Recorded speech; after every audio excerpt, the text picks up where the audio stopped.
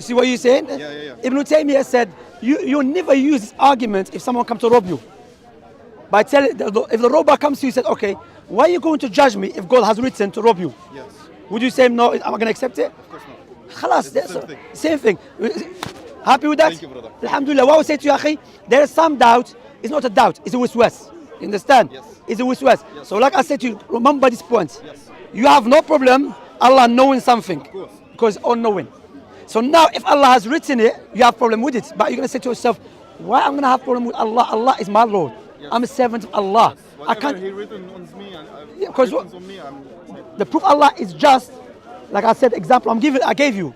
If someone come to force you, Yes. and someone forced you, put a gun on your head to insult Prophet Muhammad sallallahu alaihi wasallam. Now the question, insulting Prophet Muhammad is a kufr, disbelief. You become a disbeliever. No, you become a disbeliever, yeah. Yes, but if you you put ins- the guns on my head, yeah. so why Allah, Say, yeah. so why Allah is not judging you for this? If Allah is going to force us, You're right. to show Allah is adl. You know, now if I'm sleeping, now I'll give you another example to show Allah just, subhanahu wa ta'ala. Yes, give me more and more and Give you more. example, Yeah. now if I'm sleeping and I start insulting Allah, insulting who Allah Jalla wa ala, would Allah judge me? Allah will not judge me. Because why? I'm not conscious. Yes. You see? But if Allah is forcing me, I've been forced as well to say it. I mean, not forced. I'm not, now, if Allah is not adl, because remember, Allah has written that will occur. Yes. You see? So if Allah is going to judge us according to everything that has been written, then He will judge me for me insulting Him while I was sleeping. But no, Prophet Muhammad ﷺ told us the pen is been raised from three types of people. One of them had النائم حتى يستيقظ أو كما قال عليه الصلاة والسلام, someone who's sleeping until he wakes up. You see? Now if for example, imagine your mother is behind you, Yeah. and you didn't see her and you slapped her. Would Allah judge you for that? No. Allah will not judge you because He didn't mean to do it. That's the first. The second and the third. The second what? Like so three types of people. Okay, there are three. So the one who's sleeping, Yes. المجنون حتى يعقل أو كما قال الصلاة. The insane person. The insane person until he becomes sane because he's mentally is not there, you know. Yeah. So Allah will not judge him. Yes. والصبي حتى يبلغ, and the child until he reach the age of puberty. All right. That's why. So Allah. So there's many examples to show that Allah is adl. Yes. That's what Allah said. Allah said, وَمَا رَبُّكَ بِظَلَّامِ الْعَبِيدِ. You know Allah is just, so just, subhanahu wa ta'ala, perfect justice. On the day of judgment, Yes. when Allah will judge people will say, oh Allah, I'm not happy with the judgment. Allah ask him, how would you be happy with which judgment? I have to have witness against myself. Allah will make your hands and your legs to speak Yes. against you.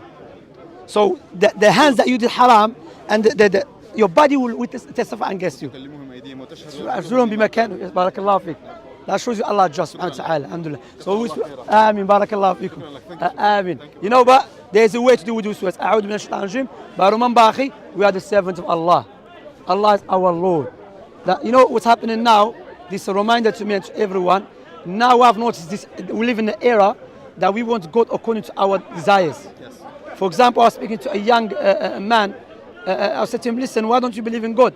He said, when I was young, my father passed away. So I said, okay, so you want to God doesn't take your father away, yes? Okay. Whilst I was speaking to another guy, he said, I don't believe in God because when I was a child, something bad happened to me. So you want God that nothing should happen to you? No. Allah is the, remember, Rububiyyah. That's why Allah subhanahu wa ta'ala, that's why everyone is a Muslim. Yes. There's two types of Islam. Everyone's a Muslim. What does it mean? Everyone submits to Allah's law. Allah has laid down the law in the universe.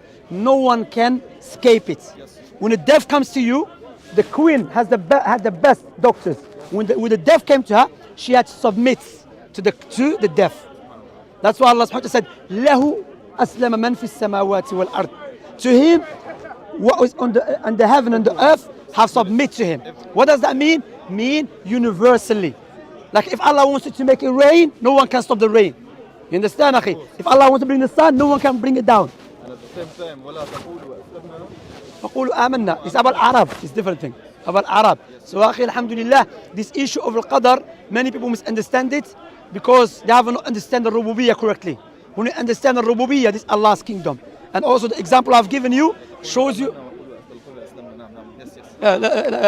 What you said? I've said in the first ولا تقولوا أسلمنا نقول آمنا, but it's the opposite ولا تقولوا آمنا. نقول أسلمنا, yeah, العرب. Yes. نعم. وقالت العرب آمنا. Yeah. The shahid is that when you, because me myself, when I start reflecting upon the Sharia of Allah, I said, look how Allah is just. If I insult Allah while I'm sleeping, He will not judge me. If Allah is forcing us, you know, because He's written it, therefore we've been forced to. So what Allah is differentiate between this action and the action.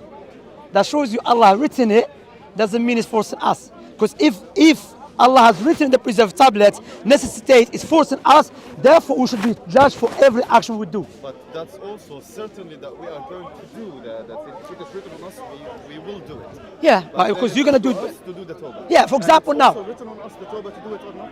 Barakallahu fiik. Shaykh Uthaymeen give an example. Now, if you're traveling to Iraq or to Algeria, there's one way leads you to destructive place, and one way leads you to a peaceful place. You're not going to say, Allah has written for me to go to destructive place, so I walk. You know, what are you going to choose? Which one are you going to choose? The place which is peaceful place. Allah has written already. You see, but you have to take the action. Barakallahu fiik. You know, Barakallahu fiikum. You welcome, akhi.